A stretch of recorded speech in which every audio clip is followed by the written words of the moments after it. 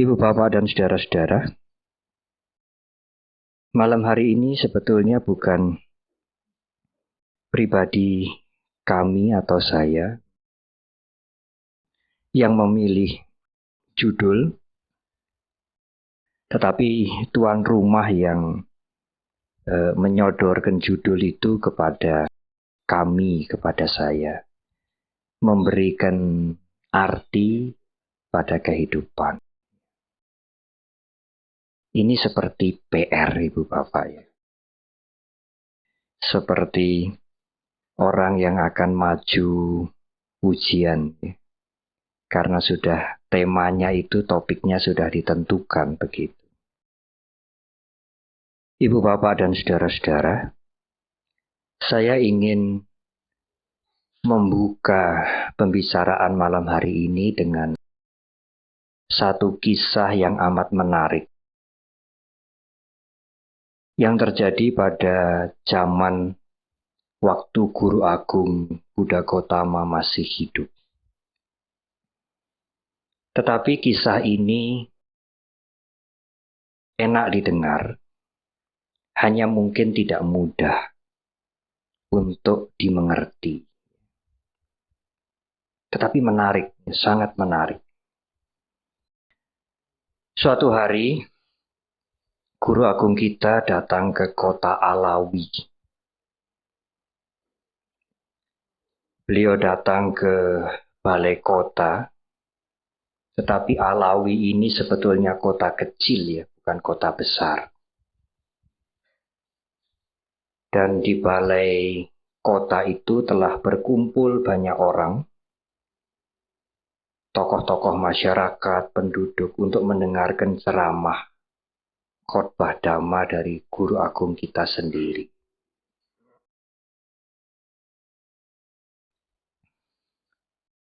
Apa yang diuraikan oleh Guru Agung kita?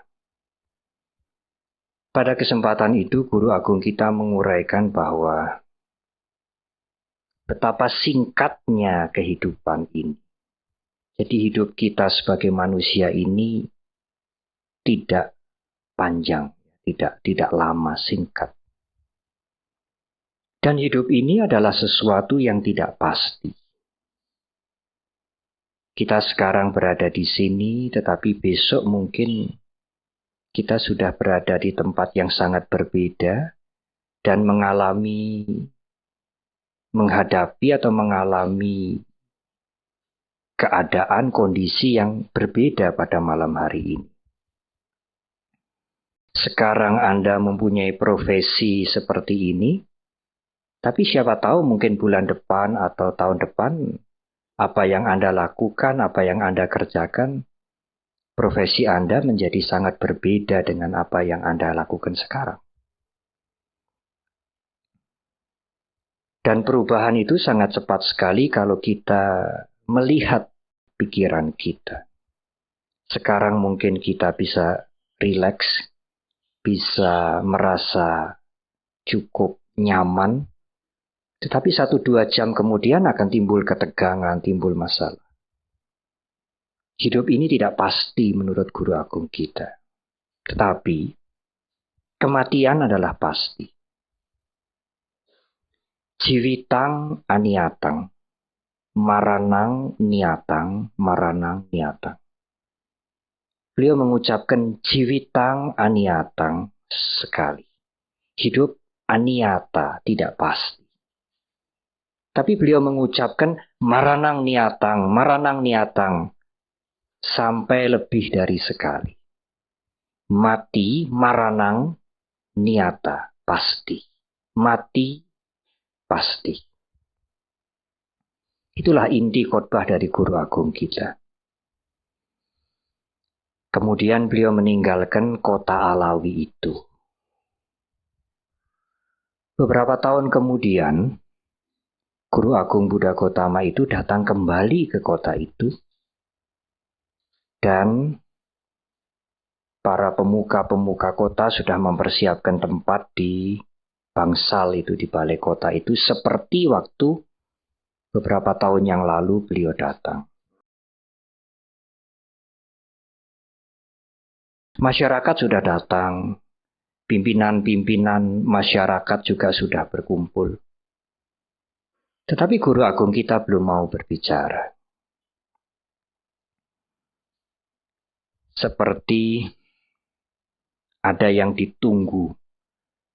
Beliau berada di pintu gerbang dan berjalan mondar-mandir. Seperti ada yang ditunggu, meskipun penduduk kota itu sudah penuh, pimpinan atau pemuka-pemuka masyarakat sudah penuh. Hari ini saya juga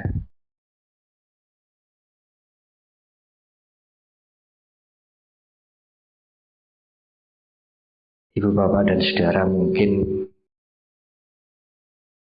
bukan mic-nya ya. Biasanya kalau awal-awal saya memang tidak keras. Kalau awal-awal sudah keras, nanti saudara. Ibu, Bapak, dan Saudara. Jadi masyarakat sudah lengkap. Pemuka-pemuka, tokoh-tokoh masyarakat sudah lengkap. Tetapi guru agung kita masih belum memulai memberikan ceramah, memberikan khotbah. Beliau berjalan mondar-mandir di depan pintu gerbang seolah-olah menunggu. Agak lama. Sampai masyarakat yang sudah hadir itu berpikir, siapa yang ditunggu oleh Buddha Gautama ini? Hari ini saya juga menunggu agak lama. 1 jam. Menunggu Ibu, Bapak, dan Saudara santap malam. Mereka saling bertanya, siapa ini yang ditunggu oleh guru agung? Kita sudah lengkap, tokoh-tokoh masyarakat sudah lengkap semua. Tempat sudah siap. Nah, ada seorang anak gadis yang usianya masih belasan tahun. Dia mendengar Guru Agung Buddha Gautama datang lagi di kota Alawi ini. Dan dia sedang siap-siap membawa rantang untuk membawa makanan. Orang Jawa mengatakan ngirim, membawa makanan untuk ayahnya yang mempunyai pekerjaan menenun. Anak gadis ini kemudian di dalam cerita dikenal bernama Pesakara Ditu. Ditu atau Dita itu gadis. Pesakara itu tukang tenun. Gadis anak tukang tenun. Dia berpikir, saya akan bertemu dengan guru agung dulu atau membawa makanan ini ke ayah saya dulu. Seperti perang ya di dalam pikirannya. Ke Sang Buddha dulu atau ke ayah dulu atau ke Sang Buddha dulu. Dia berpikir, ke ayah dulu. Bawa makanan ini. Setelah makanan ini saya serahkan ke ayah saya datang ke Guru Agung dan mendengarkan ceramah. Dia hadir waktu Guru Agung datang yang pertama kali beberapa tahun yang lalu. Yang memberikan khotbah. Jiwitang aniatang maranang niatang. Hidup tidak pasti, tapi mati adalah pasti. Dan kematian itu menjadi salah satu objek meditasi. Di antara bermacam-macam objek meditasi, merenungkan kematian menjadi juga salah satu cara untuk bermeditasi. Kalau umumnya di antara kita takut dengan kematian, justru dalam pandangan agama Buddha, kematian bisa menjadi objek meditasi. Karena meskipun kita takut akan kematian, kematian itu adalah sahabat baik. Itu partner ya. Pacar yang sangat setia sekali. Partner dari kelahiran. Pada saat ibu bapak dan saudara mengalami kelahiran di alam manapun, maka kematian akan setia menunggu untuk menjemput kita. Meskipun mungkin sudah keriput-keriput, sudah muka kita buruk, kematian akan setia menunggu kita. Karena itu sesungguhnya tidak ada alasan untuk takut menghadapi kematian. Justru guru agung kita menggunakan kematian itu sebagai objek meditasi. Oh, banyak manfaatnya. Mengenal kematian banyak manfaatnya. Nah, tetapi pada waktu gadis anak tukang tenun ini, Pesakara Ditu ini lewat di balai kota, dia berubah. Saya bertemu dengan guru agung dulu. Membawa makanan untuk ayah nanti. Dia masuk. Nah, Sang Buddha kebetulan berada di depan itu, seperti orang yang sedang menunggu.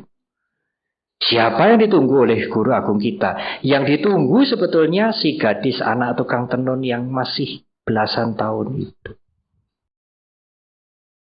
Sang Buddha menyapa, oh anakku, engkau baru datang. Gitu. Oh iya, Bante. Oh anakku, dari mana engkau datang? Oh Bante, aku tidak tahu, jawabnya. Dari mana engkau datang? Aku tidak tahu, Bante, dari mana aku datang. Lalu kemana engkau akan pergi? Aku pun juga tidak tahu, Bante, kemana aku akan pergi. Apakah engkau tidak tahu? Justru itulah, Bante, yang aku tahu. Jawabnya ya. Nah, masyarakat yang ada di situ agak marah. Oh, anak gadis kecil ini yang ditunggu oleh guru agung kita. Sampai kita harus menunggu agak lama, beliau tidak mau memberikan ceramah. Karena menunggu dia yang terlambat. Sudah terlambat, ditanya, pertanyaannya dijawab dengan aneh. Anakku, dari mana engkau datang? Aku tidak tahu, Bante. Lalu kemana engkau akan pergi? Aku pun juga tidak tahu. Apakah engkau tidak tahu? Justru itu yang aku tahu. Nah, ibu bapak dan saudara, guru agung kita, Buddha Gautama, mengerti arti dari jawaban itu. Tetapi beliau ingin menjelaskan kepada yang hadir, tidak dari mulut beliau, tapi dari mulut anak itu. Mereka sudah ribut. Sang Buddha mengatakan, tunggu dulu. Anakku, aku tanya engkau, dari mana engkau datang, anakku? Mengapa engkau menjawab, aku tidak tahu, Bante? Apa artinya? Dia menjawab, tentu guru agung yang sudah mencapai pencerahan sempurna mengerti. Kalau aku ini datang dari rumah, pasti mengerti. Saya mengerti bahwa pertanyaan guru agung tidak seremeh itu, tidak sesederhana itu. Menanyakan dari mana saya datang. Tentu pertanyaan ini adalah pertanyaan yang mempunyai arti yang lebih dalam. Buat apa bertanya dari mana saya datang, dari rumah atau dari sawah? Sebagai seorang yang mencapai pencerahan dan sudah mengerti, pasti tahu. Pertanyaan ini tentu lebih dalam. Oleh karena itu saya menjawab, saya tidak tahu, Bante. Mengapa engkau menjawab tidak tahu? Sang Buddha bertanya. Bante tentu bertanya, dari mana engkau datang sebelum engkau dilahirkan sekarang ini? Dari mana engkau datang, dari alam mana engkau datang sebelum engkau lahir sebagai anak tukang tenun? Saya menjawab, aku tidak tahu, Bante. Dari mana hidupku yang lampau itu? Dari mana aku datang dari hidup yang lampau itu, aku tidak tahu. Baik anakku, lalu aku tanya. Kemana engkau akan pergi? Engkau juga menjawab, aku tidak tahu, Bante. Mengapa engkau menjawab begitu? Pesakara Ditu, gadis itu mengatakan, Saya mengerti, Bante. Bante bertanya, kemana engkau akan pergi setelah kematian ini? Oleh karena itu aku menjawab, aku tidak tahu, Bante. Kemana aku akan pergi setelah kematian? Tetapi waktu saya tanya anakku, mengapa engkau menjawab begitu? Apakah engkau tidak tahu? Engkau justru menjawab, justru itulah Bante yang aku tahu. Apa artinya?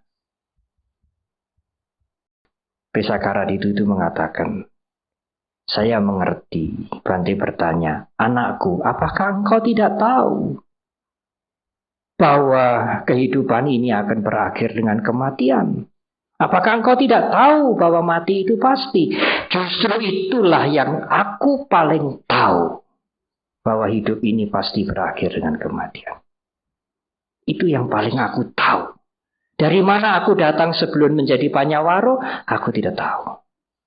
Kemana aku pergi setelah kematian, aku tidak tahu. Apakah engkau tidak tahu bahwa hidup ini akan berakhir dengan kematian? Justru itu yang paling aku tahu. Kematian adalah pasti. Maranang niatang. Ibu, bapak, dan saudara, cerita ini sesungguhnya banyak artinya. Tetapi saya akan mengambil arti yang sederhana saja. Apakah yang ingin saya angkat dari cerita itu malam hari ini? Demikianlah kehidupan kita. Kematian akan datang setiap saat. Tidak harus menunggu kita menjadi tua lebih dahulu. Siapa tahu nanti malam, esok, atau lusa, kematian memanggil kita untuk menyelesaikan kehidupan yang sekarang. Lalu kemana Bante nanti setelah kematian terjadi? Aku tidak tahu. Jadi nanti kalau Mr. Po tanya pada saudara, jangan dijawab begitu. Siapa namanya? Heru. Heru, dari mana kamu? Aku tidak tahu. Lalu mau kemana? Kamu mau kemana hari ini? Aku tidak tahu. Apakah kamu tidak tahu? Itulah yang aku tahu.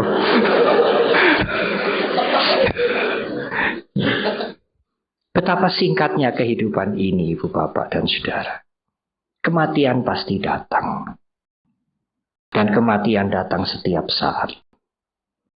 Di dalam khotbah Sang Buddha yang lain, beliau mengatakan, tidak ada tawar-menawar dengan kematian. Kojanya maranang suwe. Kalau marana itu mati, itu datang. Mungkin kata bahasa Indonesia merana itu dari bahasa Pali marana. Tapi bahasa Pali, bahasa Sanskerta marana itu artinya kematian. Bukan kesedihan atau kesusahan saja, kematian. Kojanya maranang suwe. Kematian datang setiap saat dan nahino sanggarantena. Tidak bisa kita menawar kematian. Nanti dulu cita-cita belum tercapai. Anak-anak belum, orang Jawa mengatakan mentas ya. Anak-anak belum dewasa, belum menikah. Nanti kalau anak-anak sudah menikah, nanti dulu saya ingin lihat cucu yang lahir. Tidak bisa ditawar. Kematian datang setiap saat. Dan kematian itu adalah yang pasti. Pasti akan datang dalam kehidupan ini. Tetapi kan kita dilahirkan kembali, Bante. Iya. Kematian bukan akhir dari proses kehidupan. Tetapi di mana kita dilahirkan kembali belum tentu. Kita akan dilahirkan kembali sebagai makhluk manusia. Mungkin kita dilahirkan kembali di alam lain yang tidak menguntungkan, yang kondisinya tidak menyenangkan, tidak menguntungkan. Seperti makhluk manusia. Kalau kepercayaan lain mengatakan, manusia itu kan gak berarti toh, seperti debu. Oh tidak, dalam pandangan Buddhis berbeda. Manusialah mempunyai makhluk yang mempunyai kesempatan emas untuk berkembang, untuk maju.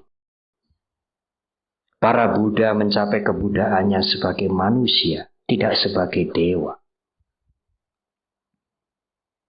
Tetapi setelah kematian belum tentu kita akan dilahirkan kembali menjadi manusia. Oleh karena itu, gunakanlah kesempatan ini, maknai kehidupan ini dengan baik, supaya kehidupan ini berarti.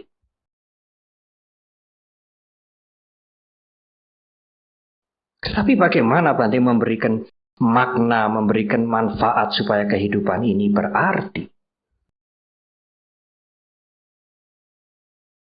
Sebetulnya jawabnya tidak sulit. Hanya tidak cukup dengan wacana. Ya. Tidak cukup dengan pengertian yang kita punyai lalu hidup ini menjadi hidup yang bermakna, yang berarti. Tidak. Kalau saudara mengharapkan kehidupan saudara itu berarti, bermakna, jangan self-center.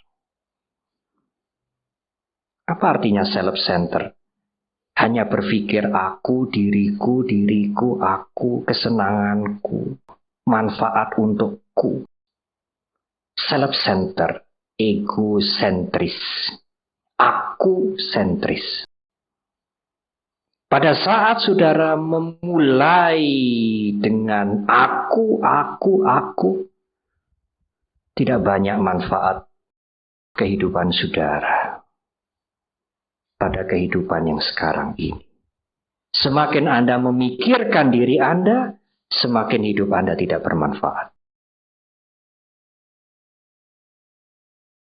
Tetapi Bante, kalau kita peduli dengan diri kita, kita memikirkan diri kita, kita mengurus diri kita, semakin kita peduli, semakin kita memikirkan mengurus diri kita, kan diri kita semakin bagus loh Bante, semakin bahagia. Iya, logikanya begitu. Tetapi kenyataannya akan terbalik. Semakin Anda memikirkan diri Anda, semakin Anda tidak ada artinya bagi yang lain. Semakin Anda memikirkan diri Anda, semakin Anda tidak bahagia. Karena Anda hanya menuntut, mengharap, menuntut untuk diri Anda. Dan hawa nafsu tidak pernah mengenal puas. Apapun yang datang pada kita.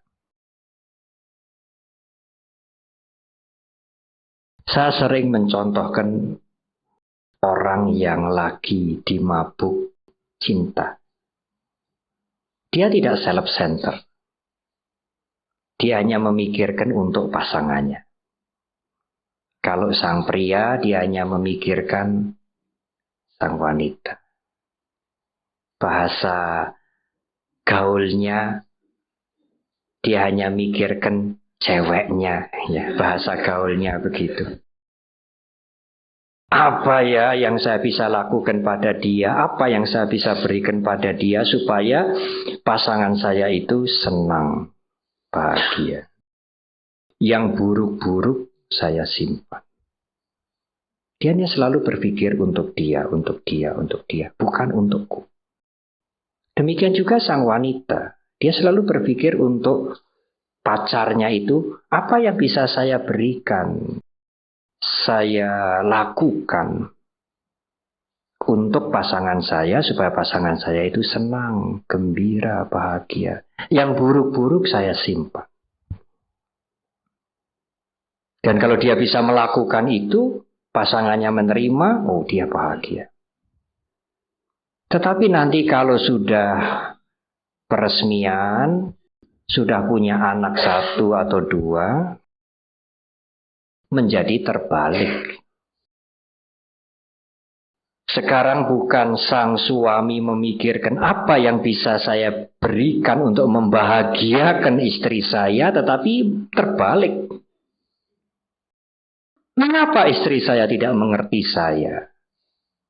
Saya kan suami, ayah, engkau istri, engkau harus mengerti aku toh. Engkau harus menyenangkan aku toh, aku ini suamimu. Kok lain dulu, lain sekarang? Pada saat dia mulai menuntut, dia akan merasakan hidup ini tidak menyenangkan. Apalagi yang dituntut tidak bisa memberikan perhatian, tidak bisa membahagiakan dia sangat kecewa. Demikian juga sama saja dengan pada sang ibu, sang istri. Dia juga menuntut pada suaminya dan juga pada anak-anaknya. Hei, aku ini ibumu, aku ini istrimu. Engkau harus mengerti aku toh. Engkau harus bisa membahagiakan aku toh. Istrimu ini toh, ibumu ini toh. Sebetulnya tidak masuk akal, Ibu Bapak. Satu orang menuntut suaminya, anak-anaknya, pegawainya, stafnya untuk berkorban membahagiakan dia. Banyak orang harus berkorban untuk satu orang. Tidak masuk akal. Sang suami menuntut istrinya, anak-anaknya, koleganya, stafnya, pekerjanya untuk berkorban membahagiakan dia. Banyak orang harus berkorban untuk satu orang. Tidak masuk akal. Hidup seperti ini akan membawa kekecewaan dan menjadi hidup yang tidak bermanfaat. Mengapa tidak dibalik? Mengapa tidak dibalik? Bukan menuntut banyak orang untuk satu orang, tetapi mengapa tidak berpikir terbalik? Apa yang satu orang ini bisa lakukan untuk banyak orang? Kan bahagia, Ibu Bapak. Sang suami selalu berpikir, bagaimana ya cara saya membahagiakan istri saya, anak-anak saya, keluarga saya? Apa yang saya bisa berikan untuk anak-anak saya, istri saya? Dia akan bahagia. Orang memberi meskipun kecil akan bahagia.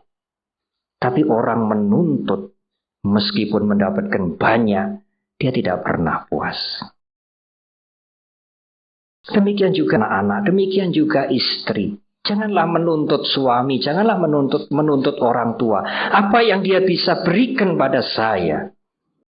Tapi cobalah sang istri, sang ibu berpikir, apa yang bisa saya persembahkan untuk anak-anak saya, untuk suami saya, untuk membahagiakan mereka. Satu orang ibu ini harus bermanfaat untuk banyak orang. Tidak banyak orang harus menuruti yang satu orang. Tidak masuk akal.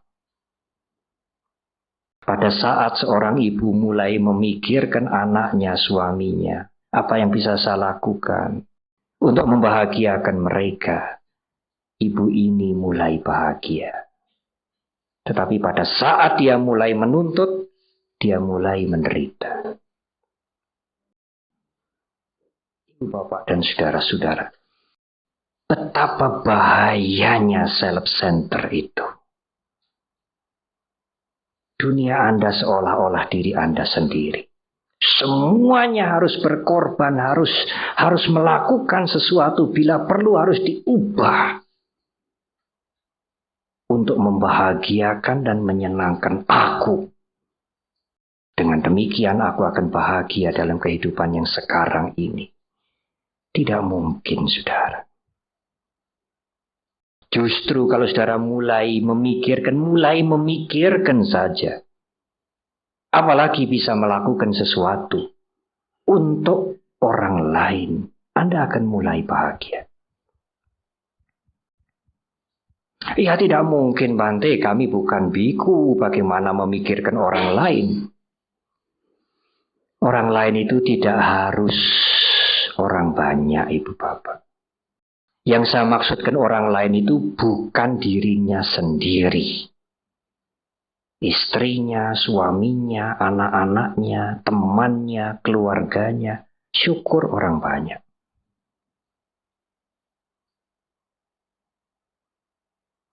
Kalau malam hari ini kami berdua bisa memberikan sesuatu untuk ibu, bapak, dan saudara, alangkah bahagianya kita. Alangkah manfaatnya kehidupan kita ini. Kita ini tidak sia-sia dilahirkan oleh orang tua kita di dunia ini. Semakin banyak kami bisa memberikan manfaat kepada lebih banyak orang, semakin hidup ini bermanfaat. Saya pernah terbang dari Denpasar ke sini, Jakarta. Karena harus ceramah yang penting sekali. Saya tidak usah sebut di mana dan siapa yang mengundang. Selesai harus balik ke Denpasar. Karena di sana ada latihan Samanera. Saya harus mengajar di sana. Ya tentu dengan pesawat. Dan saya diberikan ganti transport Denpasar Jakarta, Jakarta Denpasar 35.000. Bante Sukimo mengatakan, Panyawaro hati-hati. Nanti kamu bisa jatuh di Bekasi. Loh kenapa Bante? 35.000 ini hanya sampai Bekasi.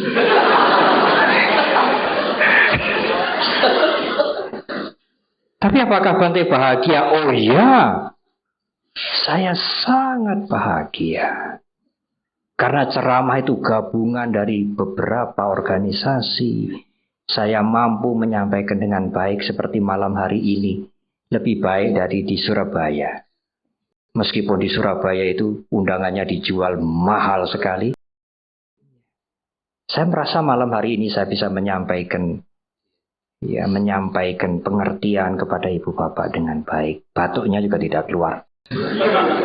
Meskipun seminar malam hari ini gratis ya. Selain gratis dapat santap malam juga ya. Tapi santap malam bukan untuk saya. Itulah kebahagiaan kami ibu bapak. Pada saat kami bisa memberikan sesuatu meskipun bukan materi, bukan uang, bukan makanan. Dan ibu bapak bisa mendengar, mengerti, meskipun bukan umat Buddha. Mungkin memperoleh manfaat dari apa yang saya sampaikan. Aduh bahagianya saya. Hidup saya menjadi penuh dengan arti. Hidup saya bermanfaat. Saya bisa memberikan sesuatu. Semakin banyak, semakin sering saya bisa memberikan kepada orang lain, semakin bahagia saya. Meskipun transport 35.000 tidak persoalan. Tetapi pada saat saya mulai menuntut, hilanglah kebahagiaan bagi saya. Bagaimana Jakarta Denpasar PP 35.000. Umat yang mengundang tidak mengerti, tidak memakai otak. Kemarahan, kejengkelan, kebencian muncul. Tidak ada kebahagiaan, hancur kebahagiaan yang saya bangun. Alangkah bodohnya saya.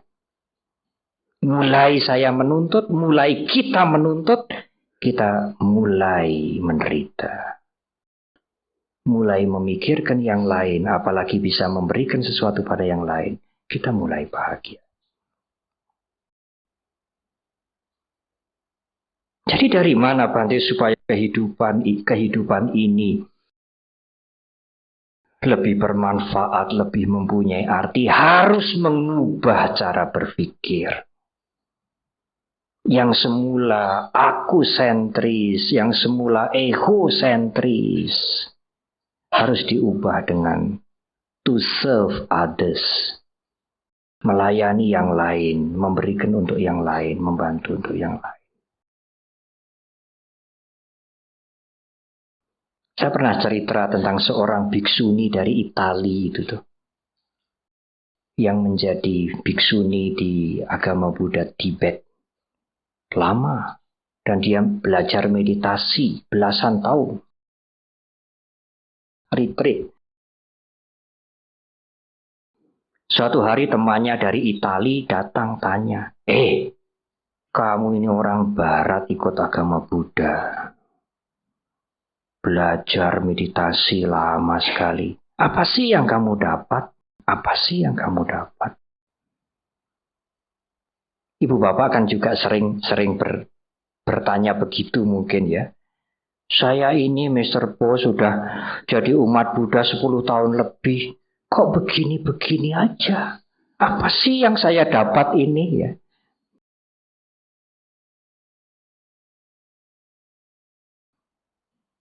Biksuni itu pandai sekali. Ada bukunya dalam bahasa Inggris. Ya. Dia mengatakan, wah, pertanyaanmu itu tidak relevan untuk seorang Buddhis. Kamu beragama Buddha berapa sekian tahun, meditasi sekian lama. Apa sih yang kamu dapat? Pertanyaan itu sulit dijawab. Karena tidak cocok. Tidak relevan itu tidak cocok bagi seorang Buddhis. Lalu bagaimana? Kalau kamu bertanya, sekian lama kamu menjadi umat Buddha, menganut ajaran agama Buddha, sekian lama, sekian belas tahun kamu meditasi. Apa sih yang hilang dari dirimu? Nah, itu paling jelas saya bisa menjawab. Kebencian saya mulai hilang. Kemarahan-kemarahan yang dulu sering menjadi tabiat saya, jauh mulai berkurang. Dendam mulai hilang. Jengkel segala macam, ketegangan mental, jauh sekali mulai hilang. Itulah yang saya capai. Begitulah cara berpikir seorang Buddhis, Ibu Bapak. Tidak self-center. Apa sih yang saya dapat dengan jadi umat Buddha? Kan begitu. Karena cara berpikir kita itu selalu ingin mengumpulkan harta, mengumpulkan kekayaan, mengumpulkan segala sesuatu. Sampai kalau di rumah ada dus-dus yang tidak pakai itu mau dibuang. Jangan. Begitu toh? Mari kita ubah itu, Ibu Bapak. Cara berpikir yang tidak sesuai dengan dharma itu mari kita ubah. Tidak kemari, tetapi apa yang saya manusia seorang ini bisa berikan kepada yang lain.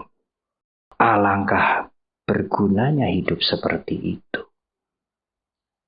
Saudara mulai bahagia.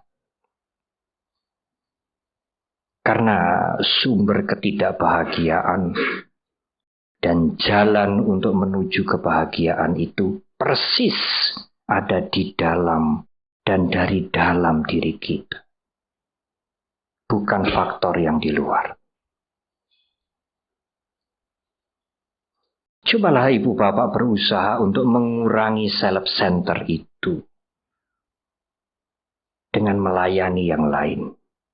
To serve others, berbuat untuk yang lain. Paling tidak suami, istri, anak-anak, teman-teman, famili. Bukan menuntut untuk dirinya sendiri. Itulah sesungguhnya artian yang sangat luas dari kusalasa upasampada. Tetapi kalau ibu bapak dan saudara merasa sulit, bagaimana to serve others? Sulit. Ya, paling tidak jangan mengganggu yang lain. Sabba papasa karana. Paling tidak bisa ditawar lagi. Seperti di Surabaya, di beberapa tempat. Ada yang bertanya pada saya, Bante, 9 September yang lalu kan ada bom meledak. Ya kita prihatin, kita menjadi ikut sedih. Tapi keprihatinan kita itu hanya melihat di televisi, melihat di koran. Kalau salah seorang anggota keluarga ibu bapak ada yang menjadi korban, keprihatinan itu akan menjadi sangat mendalam. Ada yang matanya hilang dan tidak bisa diperbaiki. Ada yang dagunya ini hilang. Ada yang kakinya hilang. Begitu kejam orang yang melakukan perbuatan itu. Dan yang meninggal itu tidak mengerti politik, tidak mengerti permusuhan negara. Lalu ada orang bertanya, ada wartawan bertanya, Bante, Sesungguhnya dari golongan mana toh yang melakukan itu? Saya berusaha untuk menjawab. Bante menjawab, ya saya menjawab. Bante kan ikut politik nanti. Iya, nyerempet. Saya menjawab begini ya saudara wartawan. Kalau saudara bertanya yang kejam seperti itu, golongan mana sih? Jawaban saya adalah golongan umat manusia. Karena binatang tidak bisa bikin bom. Ya, manusia membangun dunia ini, membangun civilization, membangun peradaban. Tetapi manusia sendiri yang menghancurkan peradaban, menghancurkan kemanusiaan. Mengapa bisa begitu, Bante? Oh, tidak hanya dia, kita semua. Sebelum bisa membebaskan diri kita dari kekotoran batin, Dalai Lama menerjemahkan emosi yang negatif, masih belum bisa bebas dari emosi yang negatif, kita semua bisa melakukan seperti itu. Selama masih ada kebencian, kemarahan, dendam, keserakahan, kegelapan batin. Dimulai dari dalam diri seseorang. Dimulai dari dalam diri kita. Terorisme itu dimulai dari dalam diri kita. Begitu Anda melihat suami sengit itu, benci, teror sudah berkembang di dalam diri saudara. Saudara akan padamkan atau akan biarkan? Kalau saudara biarkan, maka akan timbul ketegangan, kegelisahan, kemarahan di dalam pikiran saudara. Dia menodai mental saudara, meneror mental saudara. Tapi masih mending belum membawa korban. Tetapi kalau itu sudah keluar menjadi ucapan, menjadi perbuatan, menjadi sumpah serapah, menjadi maki-maki, emosi negatif yang sudah keluar itu pasti membawa korban. Korbannya siapa? Anaknya, suaminya, istrinya, teman baiknya, sahabatnya. Emosi negatif yang sudah keluar itu membawa noda sosial. Tetapi kalau belum keluar tidak membawa noda sosial. Membawa atau memberikan noda mental. Yang gelisah saudara sendiri, yang tidak bisa tidur saudara sendiri. Yang sengsara saudara sendiri. Mental saudara diteror oleh saudara sendiri. Tapi kalau sampai keluar, pasti meminta korban. Pasti. Oleh karena itu terorisme itu dimulai dari dalam diri setiap orang. Kemarin saya membaca artikel yang sangat bagus, saudara. Di Suara Pembaharuan. Yang menulis Frans Magnus Suseno. Seorang rohaniwan Katolik dan seorang pendidik. Apa yang beliau tulis persis seperti analisa Guru Agung kita Buddha Gautama. Dari mana atau di mana akar terorisme itu? Beliau menulis artikel itu. Akarnya itu dimulai dari dalam diri kita masing-masing. Kalau kebencian, kalau dendam, kalau kemarahan itu dibiarkan, dia akan membawa korban. Iya, Bante. Di artikel itu ditulis, di Surabaya juga ada yang tanya, tetapi apakah kita tidak boleh melakukan perbaikan? Membuat kritik, membuat koreksi pada suami, pada istri yang tidak benar, pada anak, pada pegawai, pada masyarakat, pada pemerintah. Apakah kita tidak boleh membuat koreksi, membuat kritik? Yes, saudara, boleh. Tetapi jangan membuat kritik dengan kebencian. Jangan membuat perbaikan dengan kemarahan.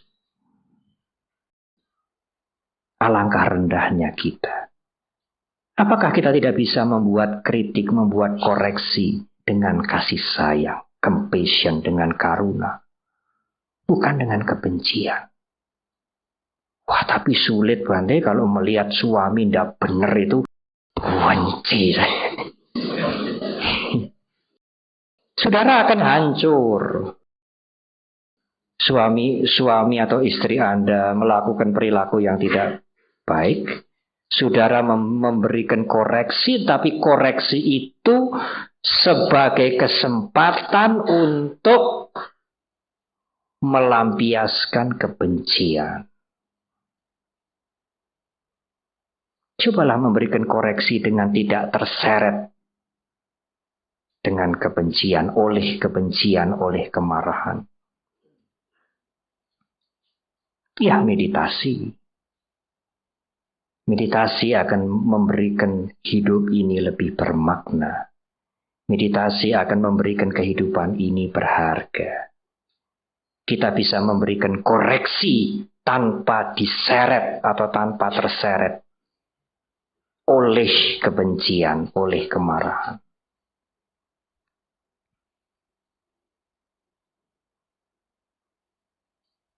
Ibu, bapak, dan saudara-saudara, itulah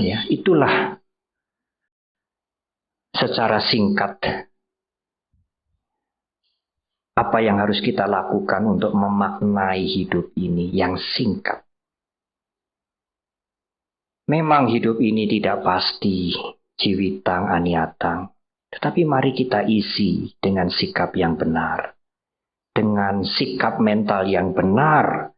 Karena sikap mental yang benar itu akan mempengaruhi ucapan dan perilaku kita.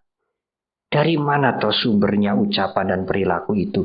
Sumbernya ucapan dan perilaku itu dari pikiran kita. Kalau ibu bapak mengubah cara berpikir ibu bapak, konsisten dengan perubahan itu, maka ucapan dan perilaku ibu bapak akan baik. Mulai sekarang, saya berusaha untuk bagaimana membantu yang lain semaksimal mungkin. Tidak untuk saya sendiri. Bagaimana to serve others, bukan self-center. Kemudian ada latihan. Latihan mental, latihan meditasi. Yang harus kita kembangkan, karena itulah yang akan menjaga diri kita untuk tidak tergelincir, untuk mampu to serve others dengan sebaik-baiknya. Kalau Anda tidak mempunyai ketahanan mental, kalau Anda tidak mempunyai latihan di dalam dunia materi, kalau Anda tidak punya skill, Anda juga tidak begitu berguna untuk masyarakat. Bisa memberikan sesuatu tetapi tidak mampu memberikan maksimal. Tapi kalau saudara punya skill, saudara punya keterampilan, saudara punya pengendalian diri, saudara punya sikap mental yang bagus, karena latihan, saudara akan mampu to serve others dengan lebih baik, dengan lebih berharga, dengan lebih bermanfaat. Dan itu harus dilatih, ibu bapak. Mengendalikan emosi yang negatif, mengurangi self-center, harus dilatih. Pelan-pelan. Kita tidak bisa dengan simply, yang kuasa Buddha guruku, berikan muridmu ini bisa mengendalikan dirinya, supaya hidupnya bermanfaat, emosinya yang negatif tidak sering muncul. Tidak bisa. Kalau guru agung kita bisa menjawab, bodoh.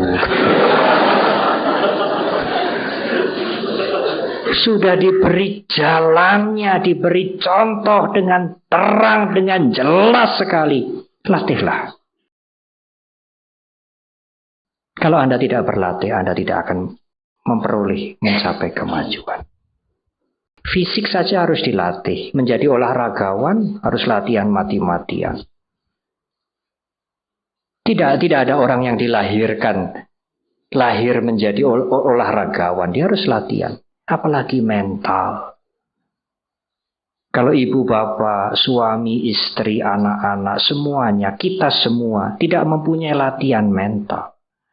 Tidak peduli dengan mental kita, bahkan tidak peduli dengan mental kita itu artinya sangat peduli dengan akunya itu. Kita tidak akan menjadikan hidup ini bermanfaat. Tidak ada artinya kita dilahirkan di dunia ini.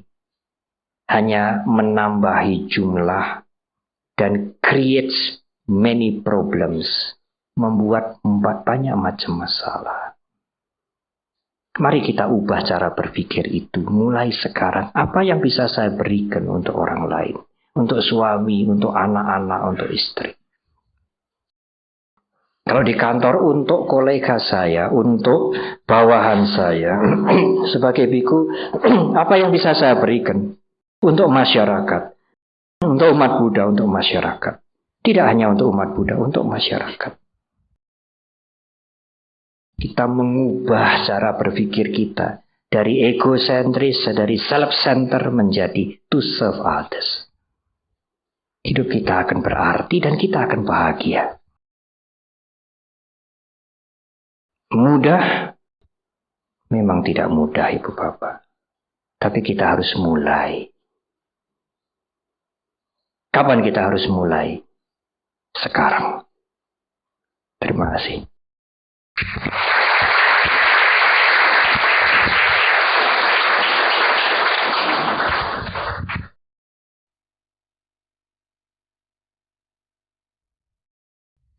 Baik, Bapak Ibu Saudara Dharma, 40 menit, tetapi syarat dengan pesan, ya, Bante. Ya.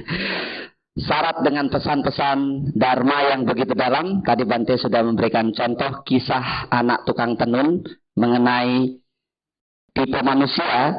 Kalau di filsafat itu ada 4 tipe manusia. Ini untuk melengkapi saja. 4 tipe manusia itu katanya yang pertama, orang tahu apa yang dia tahu. Orang kedua, orang tahu apa yang dia tidak tahu. Tipe ketiga, orang tidak tahu apa yang dia tahu. Tipe keempat, orang tidak tahu apa yang dia tidak tahu. Jadi kira-kira tukang tenun itu termasuk yang keberapa tuh? Tukang tenun termasuk yang keberapa? Anak tukang tenun ini Bante tadi contohkan.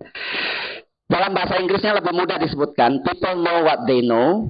Yang kedua, people know what they don't know.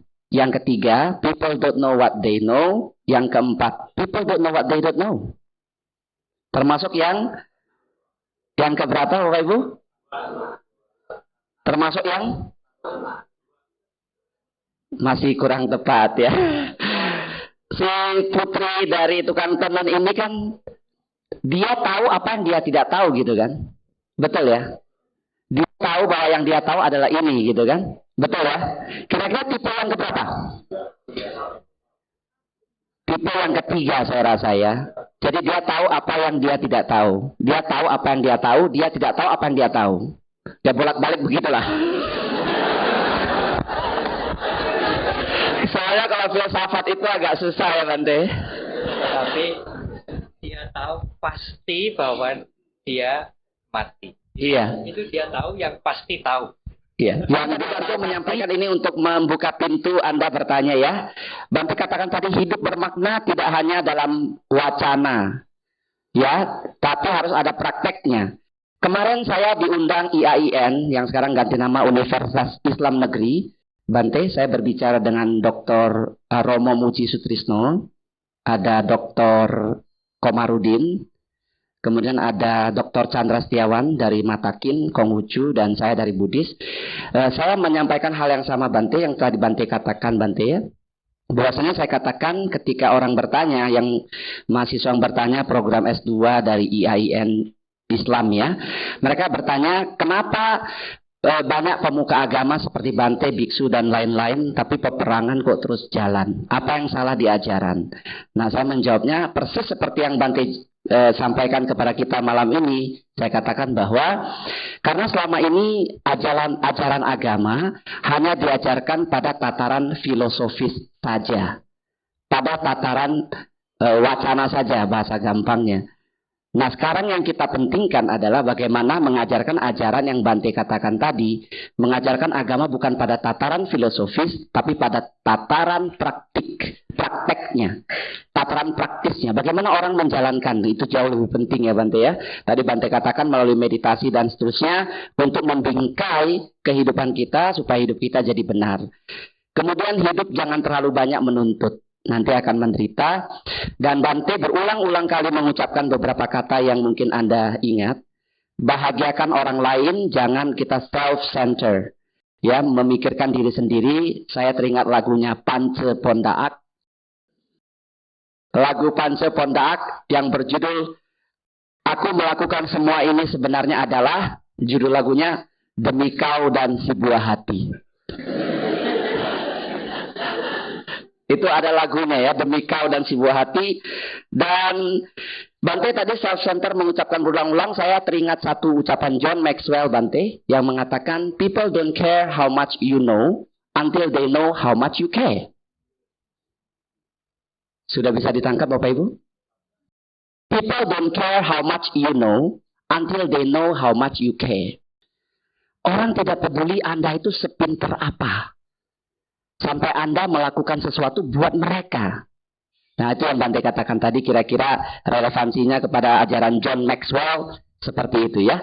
Baik, Bapak Ibu Saudara sekalian, itulah poin-poin yang singkat 40 menit, tapi banyak sekali yang sudah bisa kita catat untuk kita bertanya. Kami persilakan sekarang bagi Anda yang ingin mengajukan pertanyaan, 2 dari ruangan ini, 1 dari ruang luar kiri, 1 dari ruang kanan luar. Yang luar. Saya mau tanya Bante, Buddha mengatakan sepanjang hidup manusia banyak mengarungi lautan penderitaan. Tapi mengapa pula mengatakan hidup sebagai manusia suka didapat? Apa maksud perkataan beliau? Hidup sebagai manusia Suka didapat. Sukar didapat. Iya, Bapak ini berbicara melebihi konsep komunikasi. Terima kasih Pak Ocen ya, terima kasih. Ya mohon jangan dianggap serius kalau dengan saya ya. Ini supaya, silakan tadi yang kedua, ya Bapak silakan. Bapak yang dari fraksi samping apa ya? Dari Bekasi. Dari Bekasi. Ya silakan Pak Sanjay. Saya keluar karena 3 jam dari Bekasi ke Pluit. Silakan. Mari kita beri tepuk tangan untuk Bekasi. Pertanyaan saya yaitu yang segar-segar saja. Tadi Bante dimabuk cinta. Kalau saya bertanya, di mana ada apa dengan cinta? Bante pernah ceramah itu ada apa dengan kasih? Kemudian yang saya tanyakan, perasaan seseorang, mencintai seseorang, apakah itu bisa dipengaruhi oleh kekuatan luar? Kekuatan luar. Ya, seperti misalnya dipelet.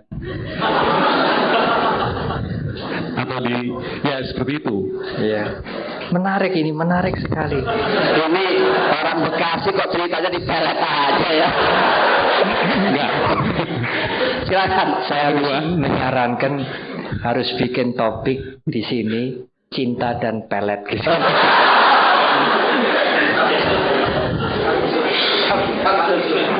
Samsun ya. Silakan Pak. Yang kedua, tadi Bante, apakah cinta itu dibagi? Konkretnya pertanyaan bagaimana ini? Sekarang kalau kita melihat kehidupan yang suami 2 istri. Kalau kita melihat kehidupan sekarang, itu banyak orang yang ya artinya di lingkungan maupun apa yang kita sebut sering selingkuh atau apa. Itu dia mungkin ada satu memberi makna bahwa cinta itu mungkin bisa dibagi. Asalkan badan saya tidak bisa dibagi. Ya, ini contoh keadaan saya ini. Jadi itu saja Bante. Terima kasih. Baik, terima kasih. Salam budaya Kak Sanjaya. Saya ini baru sakit Ya, ya. tidak apa Ibu. Namanya ya, iya. Saya Tisa dari Muara Karang. Ya, Muara Karang, silakan Ibu. Ya, seminggu yang lalu saya baru keluar dari rumah sakit karena kecelakaan ya di leher saya. Ya. Terus waktu di rumah sakit itu kan tadi Bante menerangkan kita bahwa kematian kita tidak perlu takutkan ya. Ya. Saya juga sering dengar ceramah di wihara-wihara. Tapi tetap aja waktu saya di rumah sakit saya takut sekali Bante.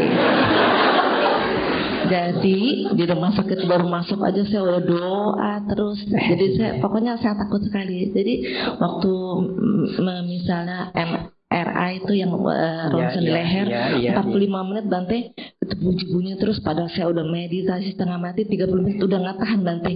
Terus akhirnya saya minta keluar juga akhirnya, tapi berhasil juga sih dia punya ronsennya.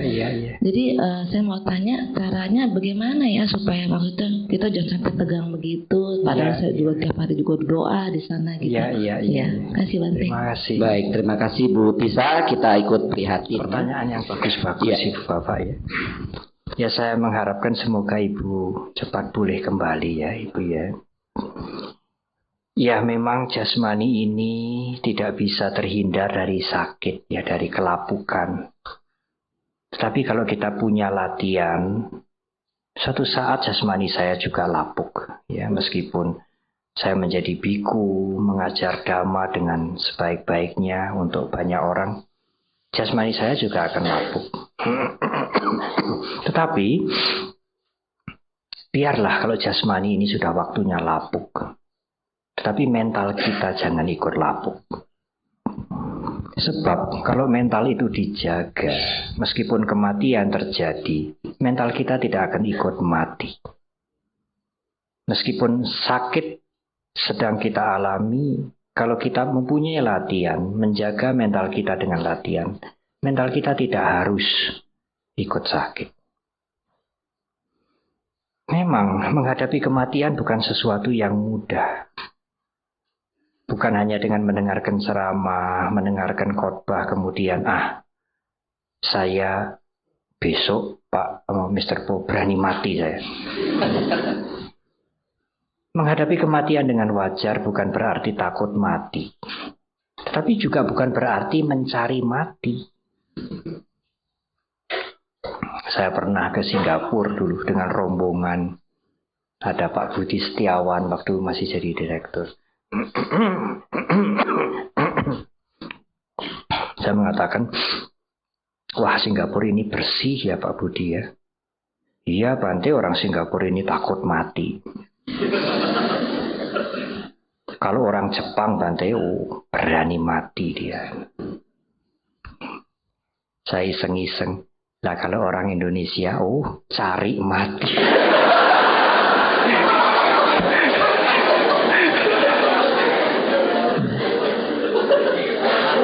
Ibu Bapak, ada yang salah paham. Agama Buddha ini memandang segala sesuatu dengan negatif. Hidup ini maya, dunia ini maya. Tidak pernah. Agama Buddha tidak pernah menggunakan ungkapan maya. Tidak nyata. Samar-samar bayangan untuk kehidupan ini.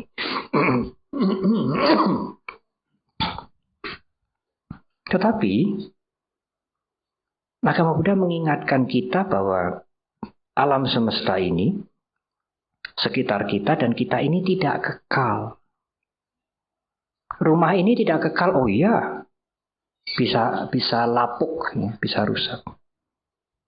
Tetapi jangan dipercepat lapuknya. Kalau ada yang rusak-rusak ya ditambal, diperbaiki sesegera mungkin. Supaya rumah ini bisa bermanfaat untuk orang banyak lebih lama, kan begitu. Demikian juga jasmani Panyawaro ini, jasmani Ibu Tisa akan lapuk. Tetapi pada saat mulai lapuk kalau bisa ya diobati.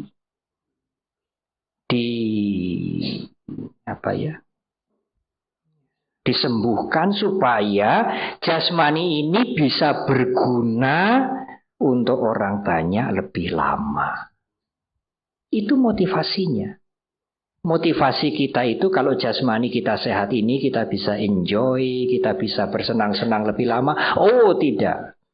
Dengan jasmani yang sehat, yang bisa bertahan agak lama, saya bisa berguna lebih lama untuk orang banyak. Karena itu kalau sakit saya harus obat. Iya, meja ini tidak kekal. Kita tidak mengatakan maya. Ini meja ya meja. Tetapi ini tidak kekal, ini berubah setiap saat. Ini tidak maya. Tetapi ini berubah, ini tidak kekal, ini mudah terkena penyakit dan akhirnya kematian. Tetapi sebelum betul-betul hancur karena kematian, saya akan menggunakan meja ini, menggunakan pulpen ini, menggunakan jasmani ini semaksimal mungkin. Untuk orang banyak. Paling tidak untuk suaminya, untuk anak-anaknya, untuk familinya, untuk lingkungannya, untuk orang banyak, untuk semua makhluk kalau mampu. Sebelum ini betul-betul hancur, tidak bisa diperbaiki lagi. Oleh karena itu tidak bisa dimengerti sepotong. Oh, semua tidak kekal, semua akan rusak. Agama Buddha mengajarkan begitu. Buat apa sakit diobatin? Mati adalah pasti. Ya, itu mengerti dhamma sepotong. Ya. Tetapi mati kan pasti, Bante. Meskipun saya mengobati, saya merawat dengan baik. Oh iya, pasti.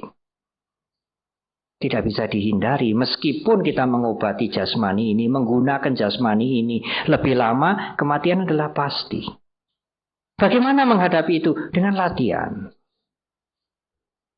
Apakah latihan yang harus kita lakukan, Bante? Ya. Jangan self-centered. Jangan egosentris. Dan usaha untuk mengurangi kemelekatan. Ya, dengan membantu, dengan menolong yang lain. Mengapa kita menderita sih? Mengapa kita takut dengan kematian sih? Begitu kuat kemelekatan kita. Ada hubungannya dengan cinta. Memang pemuda mencintai pemudi, pemudi mencintai pemuda. Tidak sepenuhnya bisa mewakili uraian untuk melayani yang lain. Contoh itu tidak sepenuhnya tepat, tetapi saya ambil contoh itu untuk bagian yang mudah ditangkap. Karena kalau kita lihat lebih dalam, pemudi mencintai pemuda, pemuda mencintai pemudi, oh itu self-center juga. Kalau sudah sang pemuda sudah berkorban, sudah membahagiakan pasangannya lari, wah,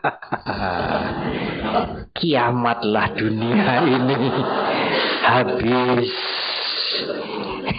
Lebih baik kebalik papan. Kan begitu. Mengapa dia menderita? Karena dia terikat kepada pasangannya itu. Semakin dia terikat, semakin dia menderita. Hidup ini menderita tadi Pak Kokjun, ya. Tetapi tidak seluruhnya penderitaan. Tidak dari kita dilahirkan, kemudian kita bangun pagi sepanjang hari, kesekian kemari, sampai kita tidur kembali malam hari. Sepenuhnya kita duka, menderita, sebelum mencapai arahat kita menderita. Tidak, saudara. Tidak. Ada saat-saat kita bebas dari penderitaan. Ada saat-saat kita bebas dari penderitaan. Meskipun kita belum sotapanna, belum arahat. Bisa, Bante, bisa. Saat Anda tidak melekat, Anda akan bebas dari penderitaan. Apakah tidak melekat bukan berarti tidak punya apa-apa? Tidak. Masih ada jubah, masih ada perabotan, masih ada rumah, tapi tidak melekat. Siap menghadapi pada saat terjadi perubahan. Cinta dalam pengertian Buddhis bukan memiliki, bukan cinta emosi. Aku cinta kamu, aku senang kamu, aku ingin mempunyai kamu. Tidak. Cinta dalam pengertian Buddhis adalah cinta yang sangat rasional sekali. Cinta dalam pengertian Buddhis adalah cinta melepas untuk memberi, bukan ingin memiliki. Kalau Anda cinta ingin memiliki, itu bukan metta, itu bukan karuna. Metta atau karuna, kasih atau cinta kasih atau kasih sayang dalam pandangan Dharma, dalam pandangan Buddhis adalah cinta yang melepas. Cinta yang memberi. Bukan cinta untuk aku ingin memiliki kamu. Amat berbeda. Pada saat Anda mulai memiliki, Anda mulai membuat penderitaan.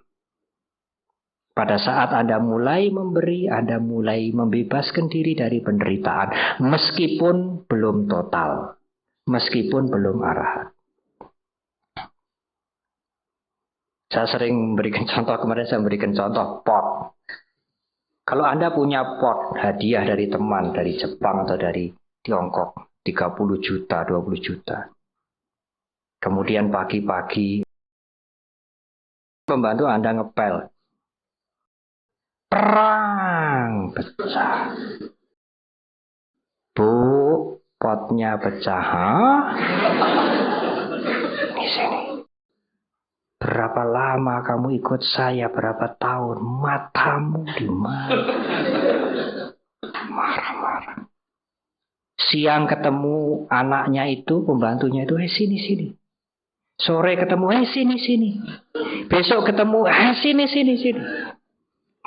Marah, ketegangan, penasaran. Kita dibakar oleh kebencian itu, Bapak. Di dalam kitab-kitab dikatakan kita berbuat baik, berdana, beramal, meditasi, melatih kesabaran, moralitas. Bertahun-tahun, berhari-hari, bertahun-tahun. Sekali kita marah, kebajikan itu seperti dibakar semua, habis. Mengapa kita menderita? Mengapa timbul ketegangan? Mengapa timbul stres? Karena kita mengikatkan diri kita pada pot itu. Ini ada pot besar, kita diikat di situ. Diikat oleh tali kemelekatan. Kan itu pot kita, Bante. Ya, tetapi tidak harus terikat toh.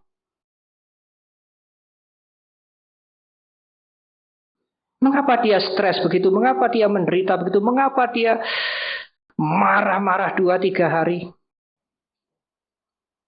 Kalau hanya begini sekali, pembantunya ya menyesal, tahu kesalahannya. Nah, kalau siang sore besok dibeginikan terus, benci dong pembantu itu pada kita.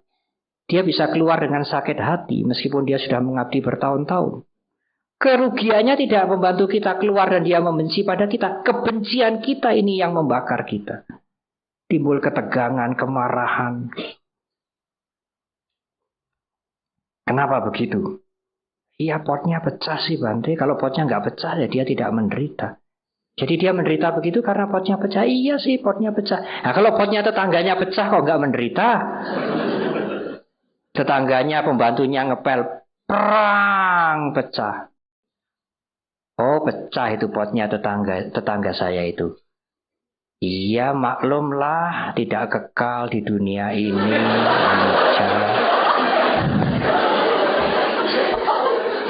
UPK tenang seimbang. Kalau pot saudara yang pecah, teman saudara, Bu, maklum Bu, dunia ini tidak kekal, semua pecah. Kamu yang tidak punya pot, kamu yang tidak punya pot ya bisa begitu. Ini mahal, ini berapa puluh juta. Pegawai itu gajinya seumur hidup, tidak bisa ini untuk menggantikan ini. Marah. Mengapa kalau potnya tetangganya, vasnya tetangganya pecah, tidak menderita dia? Vasnya tetangganya pecah, dia tidak menderita, tidak jengkel, tidak marah. Karena dia tidak terikat pada potnya tetangganya. Bukan potku. Ini potku, itu self-center.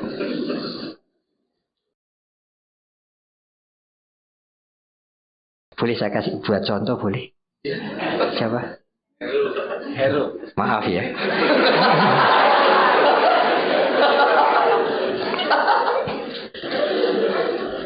Kalau tadi saya kasih roti itu pada Pak Agus, belum sempat dia makan jatuh. Pak Heru bilang, ya, Anica. Tapi karena bukan rotiku. Tapi begitu roti itu saya kasih ke Pak Heru, ada konsep masuk ke sana. Oh, ini berkah dari Bante Panya. Ini rotiku. Nanti kita bubar, belum sempat dimakan, jatuh. Aduh. Pada saat kita mulai terikat, penderitaan mulai. Tapi bukan berarti kita tidak boleh punya apa-apa. Silahkan punya rumah, menambah usaha, menambah mobil, suami, istri, anak-anak. Silahkan. Ya, suami satu, istri satu, anak-anak. Itu tadi kalimatnya tidak dipotong. Silahkan punya, menambah rumah, menambah usaha, menambah mobil. Silahkan berkeluarga, punya suami, punya istri. Tidak dilarang dalam agama Buddha. Punya anak-anak. Tapi siap menerima perubahan. Belajar tidak melekat. Ya, kita punya keikatan pada mama, papa, anak-anak. Tapi belajar, suatu saat dia akan berubah, akan meninggal, akan sakit, akan sekolah, meninggalkan kita. Siap, mulai sekarang belajar untuk itu. Anda tidak akan menderita. Potnya perang, pecah. Pecah, Bu. Pecah. Ya udahlah. Mau apa? Gak bisa dilebur lagi, gak bisa ditambal. Lain waktu, kalau bersih-bersih hati-hati ya. Yang sudah ya sudah. Bagus toh. Pot pecah, silahkan pecah. Mental saya jangan pecah. Bagus toh. Rumah suatu ketika bisa rubuh, bisa terbakar. Keluarga bisa meninggal, mendadak. Kita mau apa? Kalau kita punya latihan, belajar tidak melekat, kita akan menghadapi itu dengan tenang. Sebagaimana adanya. Kita tidak perlu menderita. Kita tidak harus menderita menghadapi perubahan. Meskipun kita belum sotapana, belum arahat. Meskipun penderitaan bisa timbul lagi, kemelekatan bisa timbul lagi. Kalau kesadaran kita tidak kuat. Tidak apa, kita latihan terus.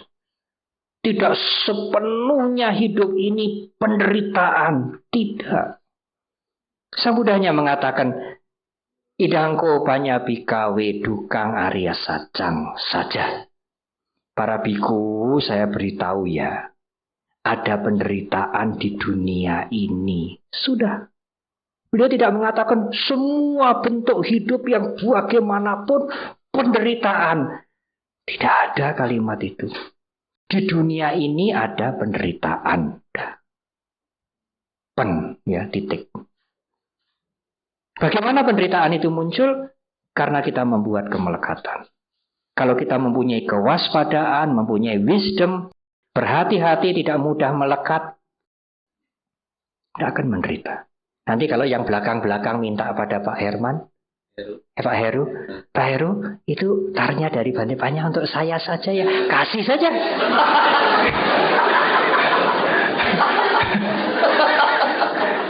Loh, Anda nggak mau berkah. Memberi itulah berkah sesungguhnya.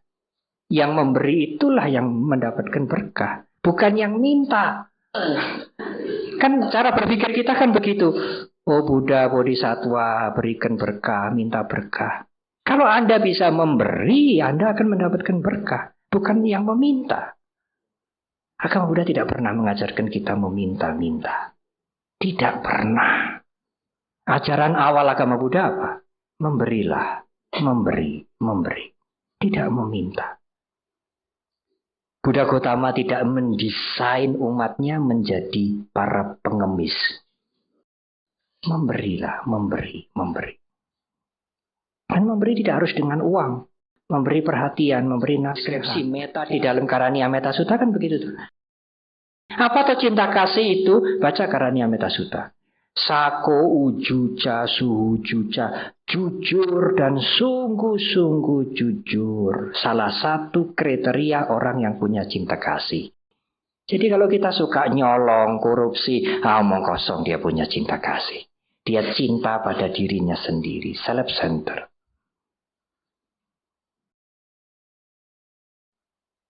Itulah the Buddhist wisdom.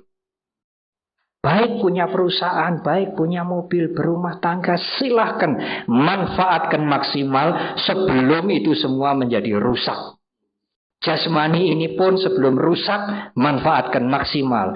Tapi pada waktunya rusak, pada waktunya rapuh, siap menerima itu. Tidak hanya mengerti perubahan, ya, tapi menerima perubahan. Intelektual kita cukup cerdas, mengerti perubahan. Tapi mental kita kadang-kadang tidak cerdas menerima perubahan. Pada saat Anda sulit menerima perubahan karena terikat semakin erat, semakin menderita. Pada saat Anda siap melepas, siap menerima perubahan, Anda menjadi orang yang bahagia di dunia ini. Dan kebahagiaan itu tidak bisa diukur dari apa yang kelihatan di luar. Berapa rumahnya, berapa mobilnya, berapa propertisnya. Belum tentu mereka bahagia. Tapi bukan berarti itu haram dalam agama Buddha. Uang dan sebagainya bukan kotor, bukan haram. Itu netral, uang itu netral, rumah itu netral. Pabrik-pabrik yang kita punya itu netral. Gunakan itu maksimal. Berusaha untuk tidak terikat. Suatu saat terjadi kerusakan, kelapukan, kehancuran. Silakan. Biar pot itu hancur. Mentalku jangan hancur. Bu, potnya hancur, Bu. Hancur, udahlah. Biar aja. Loh, kenapa, Bu? Iya, emangnya gue pikirin? Hancur ya hancur. Gue pikirin ya mental gue yang hancur kan.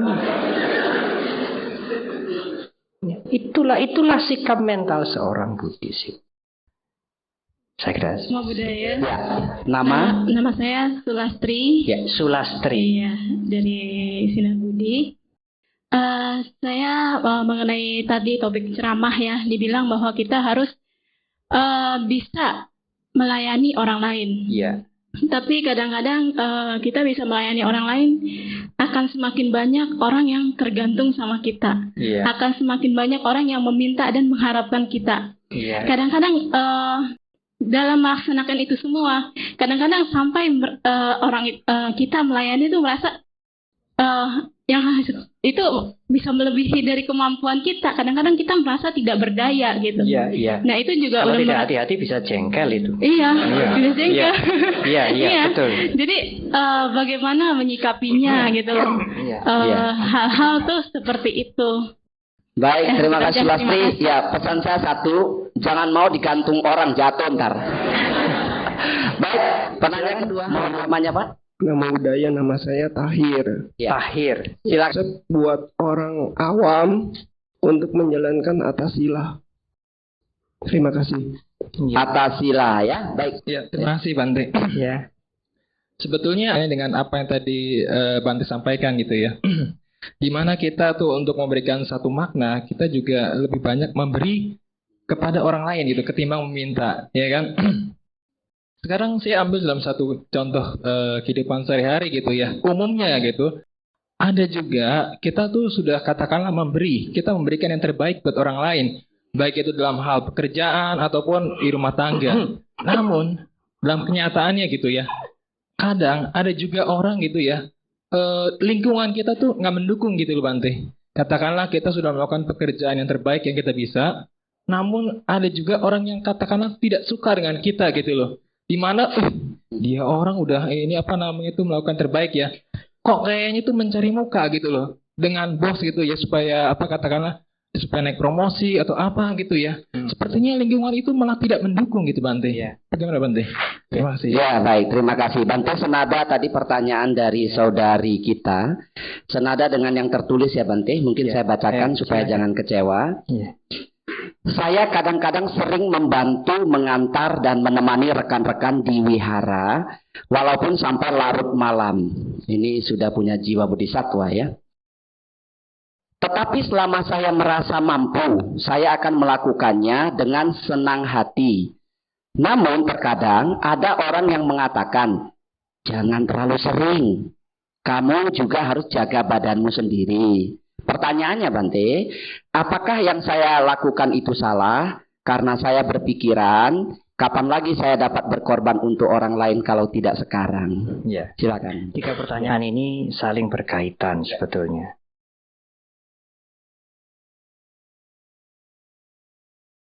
Memberikan bantuan, memberikan pertolongan, berbuat baik kepada yang lain, pada orang lain. Itu tentu sesuai dengan takaran kita, tuh. Sesuai dengan ukuran kita. Saya sebagai biku, saya mengerti ukuran diri saya dengan kesehatan saya, dengan masalah di tenggorokan saya, kesehatan yang faktor yang lain. Saya tentu bisa memberikan pelayanan, memberikan ceramah, kemudian yang lain-lain sesuai dengan kemampuan saya. Kalau saya tidak wise, tidak bijak dengan kemampuan saya, kemudian timbul sakit, malahan sakit itu membuat masalah bagi orang lain. Jadi bukan berarti menolong itu harus di luar kemampuan. Kita menolong juga sesuai dengan kemampuan kita. Kalau kita merasa tidak mampu atau belum mampu atau tidak bisa melakukan hal yang seperti itu, kita tidak harus memaksakan diri. Bante ya tidur kalau malam. Oh ya tidur saudara. Bante juga makan segala. Ya makan. Nah tidur makan itu kan untuk Bante sendiri. Tidak. Kita bisa makan dan tidur untuk diri kita sendiri. Bisa. Kalau kita ingin begitu. Tetapi kalau saya tidur, saya makan dengan motivasi, dengan niat, ya dengan pemikiran. Saya perlu makan, saya perlu tidur cukup supaya badan saya tidak sakit.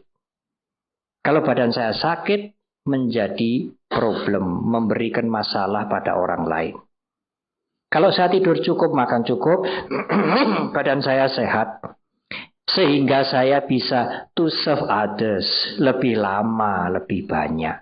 Saya bisa mengabdi untuk ibu bapak dan saudara lebih baik, lebih lama, lebih banyak. Kalau saya tidak sakit. Oleh karena itu saya tidur, saya makan untuk orang lain. Saya makan untuk orang lain. Saya tidur untuk kepentingan orang lain. Saya mandi juga untuk kepentingan orang lain.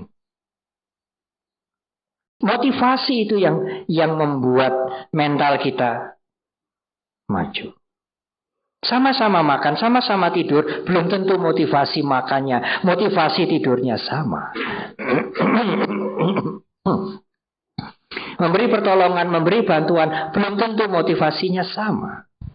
Yang lain memberi bantuan, memberi pertolongan untuk mencari muka, untuk mencari pujian. Yang lain membantu menolong karena betul-betul ingin menolong. Motivasinya berbeda meskipun yang kelihatan oleh mata daging kita ini sama. Dia sama-sama memberikan pertolongan tetapi dengan motivasi yang berbeda. Siapa Bante yang tahu motivasi itu? Anda sendiri, ibu bapak sendiri. Kalau ada orang lain salah paham, dianggap menjilat, mencari muka, mencari menjual muka, tidak soal. Anda periksa kembali apa motivasi saya menolong dia, apa motivasi saya membantu dia. Supaya saya bisa mengurangi kemelekatan. Supaya saya bisa menolong dia. Dengan kemelekatan berkurang, keserakahan berkurang, iri hati berkurang. Saya akan mengurangi penderitaan. Untuk itu saya melakukan ini. Jalan terus. Siapa yang bisa menghindari kesalahpahaman orang lain terhadap kita? Apalagi saudara hati. Sang Buddha saja mendapatkan mendapatkan predikat yang tidak baik. Yang inilah, yang itulah, yang macam-macam. Beliau jalan terus. Motivasi itu yang memberikan nilai pada perbuatan kita. Mungkin perbuatan kita bisa berbeda, tapi mempunyai nilai yang sama. Ada satu cerita. Suatu hari ada orang lewat. Waktu itu sedang hujan. Di negara yang mayoritas umat Buddha itu kadang-kadang patung Buddha ada di tepi jalan, di perempatan, di mana-mana. Ada orang lihat, wah patung Buddha ini kehujanan, kena air. Bagaimana ini ya supaya tidak kena air? Lalu di sampingnya itu ada sandal, sepatu. Yang sudah butut, sudah bau. Dia sobek sepatu itu, dia taruh di kepala Buddha. Maksudnya supaya tidak kehujanan. Dia menghormat, dia pergi. Dia melakukan itu dengan kusala cetana, dengan motivasi yang baik, menghormat. Setelah hujan berhenti, ada orang yang lain lewat. Siapa ini kasih sandal yang jebol di kepala Buddha? Ini tidak menghormat ini. Dia ambil sandal itu, dia singkirkan, dia buang, dia menghormat, dia pergi. Kedua-duanya melakukan perbuatan yang positif, yang baik. Karena muncul dari niat yang baik, meskipun dengan perbuatan yang berbeda. Meskipun dengan tindakan yang berbeda. Tetapi dengan motivasi yang baik. Motivasi itu yang akan memberikan nilai pada perbuatan saudara Hadi, pada perbuatan saudara Sulastri, pada perbuatan kita semua. Tetapi Bante, kalau orang ditolong begitu kan tergantung pada kita nanti. Nah, itulah. Tidak semua orang mempunyai upaya kosala. Hanya para Buddha yang mempunyai mempunyai cara yang tepat untuk menolong, untuk mendidik orang lain. Kita kadang-kadang salah. Ditolong kemudian tergantung, ditolong kemudian ingin minta terus. Kalau kita tahu begitu ya kita harus memakai wisdom. Tidak menolong lagi bukan berarti kejam. Mungkin itu satu pelajaran yang berharga bagi dia. Ada pertanyaan, saya pernah ditanya seorang yang mengerti Dhamma, suka meditasi, lalu sekarang dia memegang perusahaan yang besar. Bante, saya harus mem-PHK karyawan saya. Bagaimana ini Bante? Saya seorang Buddhis, saya mengerti Dhamma, saya mengerti ajaran, saya senang meditasi, saya tidak tega. Tapi perilakunya buruk sekali, malas sekali. Kalau saya tidak keluarkan, tidak adil. Dia bisa menular, penyakit itu bisa menular pada yang lain. Kerjaan kita akan berantakan banyak karena dia. Saya sudah nasihati, tidak ada perubahan. Saya mengatakan, kalau akan mengeluarkan, keluarkan. Keluarkan dengan cetana yang baik. Bukan dengan kemarahan, bukan dengan kebencian. Apa kamu? Keluar saja. Rupamu seperti itu. Di mana saja kamu kerja tidak akan diterima dengan baik. Nah, itu menyumpahi orang. Tapi cetana kita akan menjadi lain kalau kita mengatakan, iya, saya tidak bisa mempertahankan kamu. Terpaksa saya keluarkan kamu. Dengan pelajaran ini, semoga kamu sadar, bisa memperbaiki dirimu.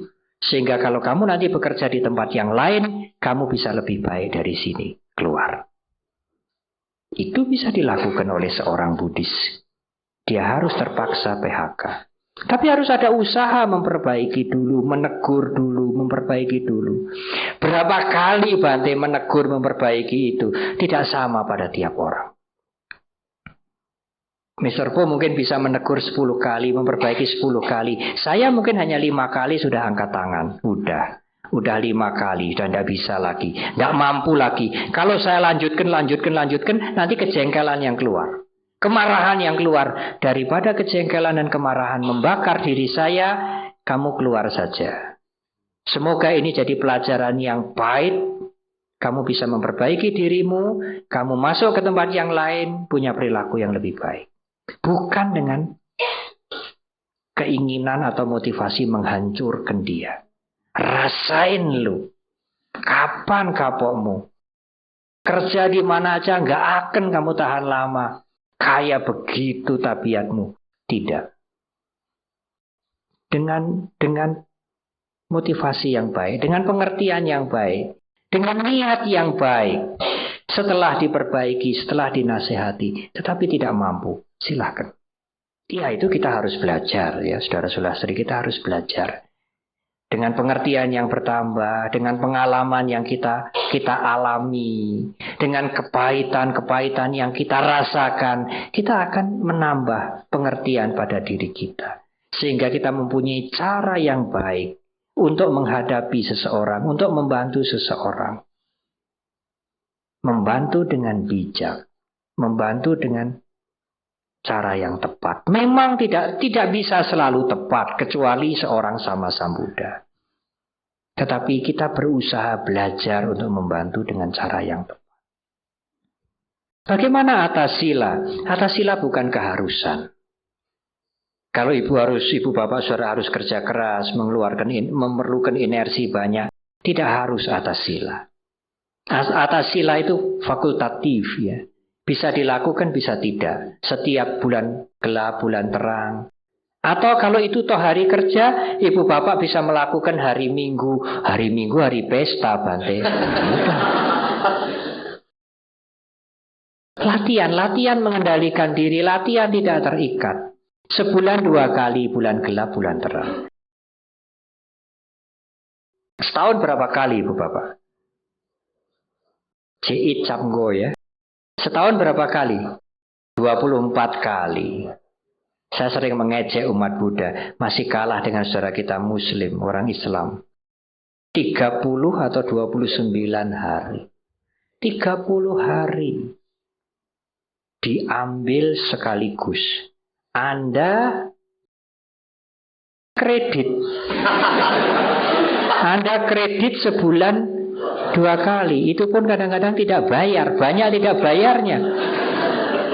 Saudara kita Muslim, cash.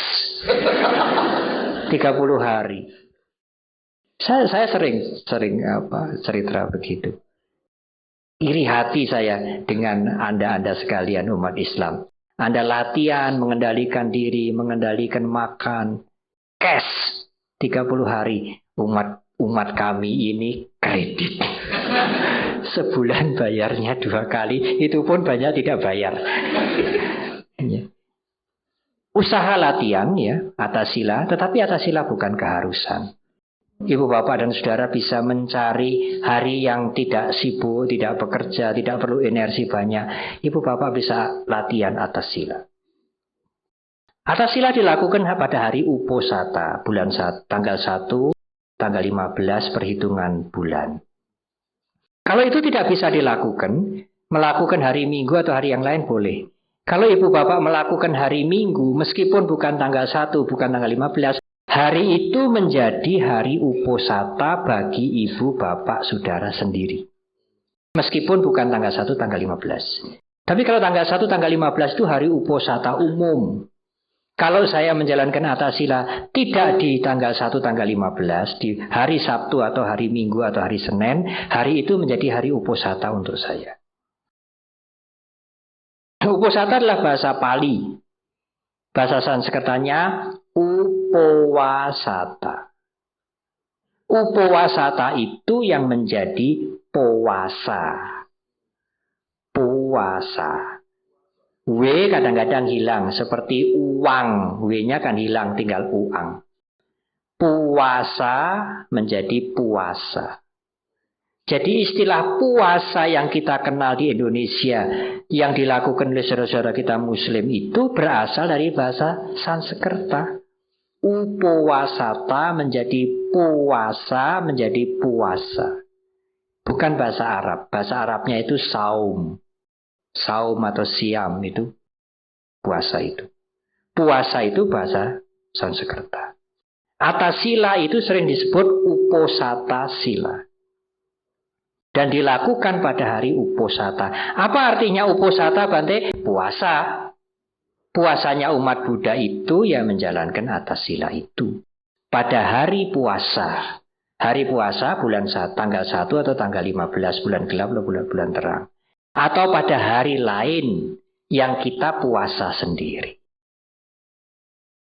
Baiklah, itu jawaban untuk bertiga. Nama saya Aisyang Bante. Ya, silakan saya Ibu. kenal Bante udah lama juga, tapi mungkin Bante lupa sama saya. Iya. Saya sangat berbahagia sekali pada hari ini mendengar cerita Bante. Yang tadinya saya mau marah besok pagi ini kayaknya enggak. Waduh, marah pun direncanakan loh ya. Karena dalam perjalanan ke sini tadi saya menerima telepon dari teman saya, katanya begini, Siang, kayaknya barang kamu hari ini ada yang lolos, gitu. Karena barang kamu ditawarin sama saya dengan harga segini. Iya. Jadi saya telepon, ini bocornya siapa yang bocorin, gitu. Jadi besok rencananya saya mau marah gitu. Tapi karena dengar ceramah Bante, saya kayaknya bisa meredam kali ya, berusaha. Ceramah Bante dan Ibu Aisyah. Tapi begini Bante, kalau besok saya nggak marah ya. Jadi ceritanya mau marah ya. ini tapi kemarahan saya udah diredam Bante, betul. Kalau besok saya tidak mengambil tindakan, mungkin suatu hari nanti dia pasti berbuat lagi Bante. Betul. Itu mungkin pertanyaan saya. Bagus sekali. Bagus sekali. Merelakan ya, kita merelakan semua, kita relakan Bante ya.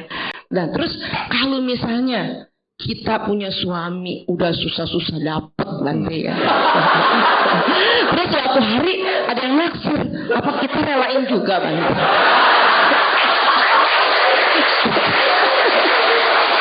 Terus udah gini, saya jadi berpikir begini, barangkali yang mengerti betul tentang ajaran ini para artis Bante. Karena saya tiap hari hampir lihat yaitu berita-berita infotainment tak salah ngomong saya. Jadi artis cerai, gue kawin lagi, itu rela gitu ya.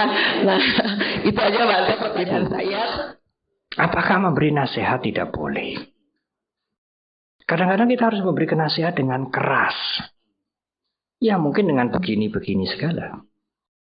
Silakan, tetapi sebelum kita memberi nasihat ke sana, wisdom itu harus ditujukan pada diri kita sendiri dulu. Kalau wisdom itu tidak kepada diri kita sendiri dulu, tetapi ke sana dulu, yang timbul adalah kemarahan, kebencian, dendam. Dan itu merugikan mental kita.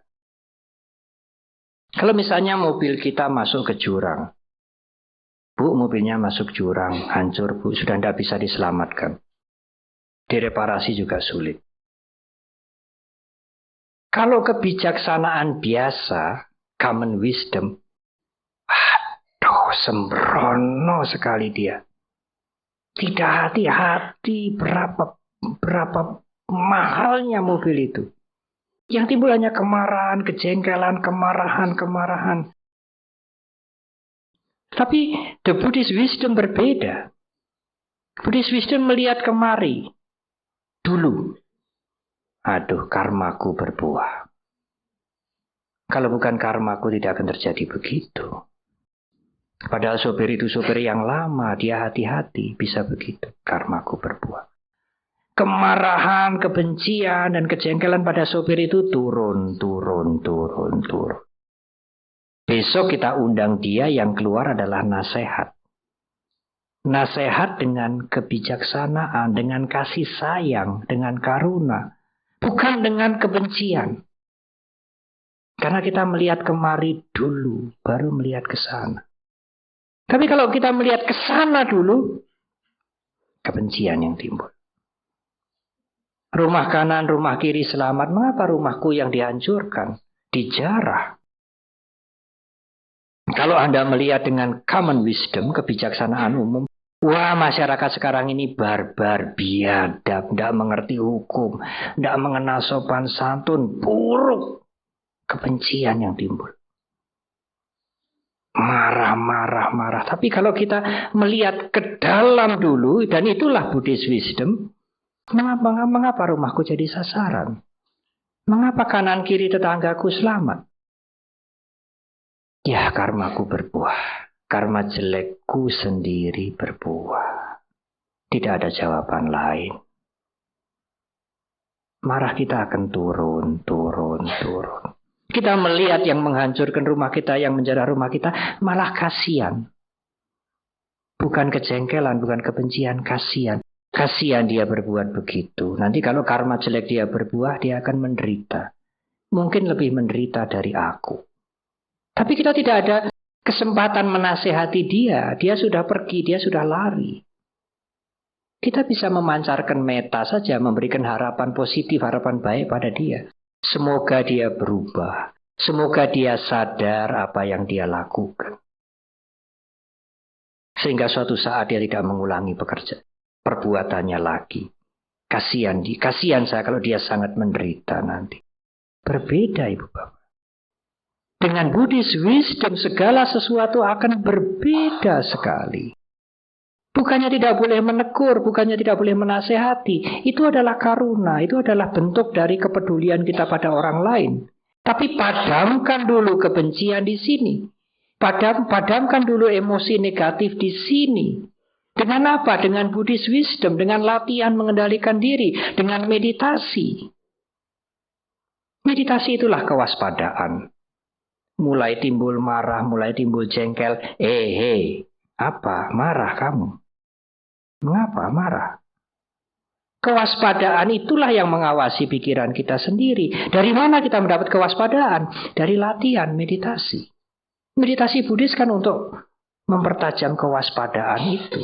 Supaya bisa mengawasi pikiran kita sendiri. Dicablek, dipelet juga tidak akan kena. Itu tadi Pak Sanjay. Kalau mempunyai kewaspadaan. Begitu pikirannya bergerak, ingin ikut, ingin timbul rasa senang. Apa kamu? Kamu mulai melekat, apa? Kita bisa kontrol pikiran kita sendiri. Kalau tidak punya kewaspadaan, tidak punya latihan, bagaimana Bante? Kita harus punya kalyana mitra, sahabat yang baik. Yang sering bisa mengingatkan kita, tetapi tidak efektif. Kadang-kadang kita diingatkan, kita marah. Bisa hanya ngomong aja. Apalagi kalau istri diingatkan suami, tambah marah. Istri diingatkan suami, tambah marah. Karena mungkin sama-sama tahu boroknya mungkin. Apa? Kamu mau ngutbahi saya? Kamu sendiri perilakumu buruk. Tambah marah. Tapi kalau kita punya kewaspadaan, kalau kita punya kesadaran dari melatih meditasi, begitu pikiran ingin bergerak, ingin marah, ingin melampiaskan kemarahan, kesadaran itu yang akan memperingatkan, hei, apa kamu? Kamu mau apa? Apa yang terjadi adalah akibat karmamu. Akan turun. Kita mengundang dia yang mencuri, kita mengundang dia yang menyelundupkan barang kita dengan kasih sayang. Saya kasihan dengan kamu, perilakumu itu akan menyulitkan kamu sendiri. Jangan ulangi lagi. Saya akan memperbaiki kamu, akan menjaga kamu semaksimal saya. Kalau saya sudah tidak mampu, karena saya belum mencapai kesucian, saya bukan orang sempurna, ya terpaksa kamu akan saya keluarkan. Tapi itu keluar bukan dengan kemarahan, bukan dengan kebencian. Keluar dengan kasih sayang, karena kita melihat kemari dulu. Baru kemudian kita menasehati dia. Itulah Buddhist wisdom.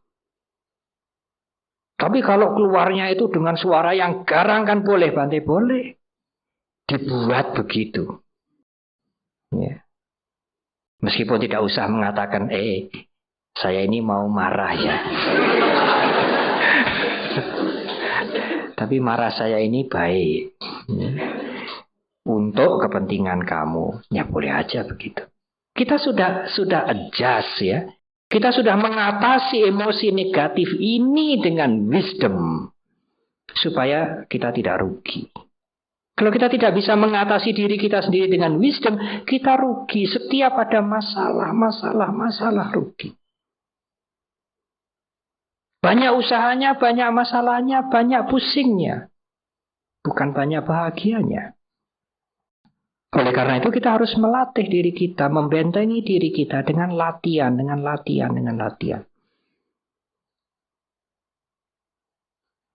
Saya ingin menutup dengan cerita itu. Bedanya Buddhist wisdom dengan wisdom biasa. Tadi Pak Mr. Po cerita tentang guru meditasi, saya juga akan cerita tentang guru meditasi. Ada seorang pejabat yang sangat tidak senang dengan agama Buddha. Dengan guru meditasi. Apalagi guru meditasi itu. Dia datang. Ditemui dengan baik dengan murid-muridnya. Pejabatnya itu dengan congkak bertanya, "Hei Bante, guru, kalau guru melihat aku seperti apa?" Dia ingin memancing. Tapi gurunya mengatakan, "Oh, Tuan, kalau saya melihat Tuan seperti Buddha." Marah muridnya. Apa? Guruku menyanjung dia, memuji dia. Dia orang yang kejam, yang tidak senang. Perilakunya buruk dan tidak senang pada agama Buddha. Saya senang dengan cerita ini. Sekarang muridnya tanya, Tuan, kalau Tuan melihat guruku seperti apa? Gurumu seperti kerbau. Muridnya tambah marah lagi. Guruku memuji Tuan. Guruku menyanjung Tuan. Sekarang Tuan menghina guruku yang baru saja memuji Tuan. Dikatakan kerbau, dihujat seperti binatang. Gurunya mengatakan, diam. Kamu melihat dengan common wisdom, kebijaksanaan biasa. Kalau kamu melihat dengan Buddhist wisdom, semuanya akan berbeda. Mengapa Tuhan itu mengatakan kerbau? Karena pikirannya ini dipenuhi kerbau. Dia berpikir kerbau, mulutnya mengucapkan kerbau. Sang guru berpikir yang sangat baik. Dia hanya memikirkan yang baik-baik, memikirkan Buddha. Karena pikirannya itu pikiran yang baik, pikirannya pikiran Buddha. Mulutnya tidak mungkin mengucapkan yang buruk. Mulutnya akan mengucapkan yang baik.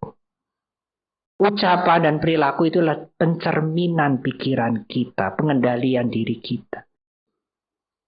Kalau mulutnya mengatakan kerbau, sebelum dikatakan akan muncul di pikirannya, toh. Karena pikirannya diisi kerbau, mulutnya keluar kerbau. Karena pikirannya diisi baik, Buddha, mulutnya akan keluar Buddha. Jadi siapa yang seperti kerbau, saudara? Yang berpikiran kerbau dan mengatakan kerbau, itulah yang seperti kerbau. Yang berpikiran baik, berpikiran Buddha, mengucapkan Buddha, dialah yang seperti Buddha. Itulah Buddhist wisdom. Beda sekali. Beda sekali menilai peristiwa itu. Kalau Anda menggunakan panya, prajna, wisdom, Anda tidak akan marah. Kasihan, Tuan itu kok seperti kerbau. Karena dia berpikir kerbau, maka mulutnya mengucapkan kerbau. Yang mulutnya mengucapkan ucapan-ucapan yang buruk, pikirannya dipenuhi dengan hal-hal yang buruk. Yang tidak bisa dikendalikan dan dia keluar. Di situ maka kemarahan, kebencian, kejengkelan akan turun. Silahkan Ibu besok marah. Marah dengan compassion, dengan kasih sayang, dengan tujuan memperbaiki dia. Semoga dia berubah menjadi baik. Saya sudah punya wisdom malam hari ini. Saya besok marah dengan wisdom. Alangkah bahagianya orang yang mempunyai Buddhist wisdom. Indah. Kebijaksanaan Buddhis itu indah, saudara. Membentengi diri kita, membangun mental kita, sehingga mental kita tidak hancur. Usaha makin besar, tanggung jawab makin besar, bukan ketegangan makin bertambah. Wisdom harus semakin meningkat, sehingga kita mampu menghadapi dengan tenang, dengan bijak. Terima kasih.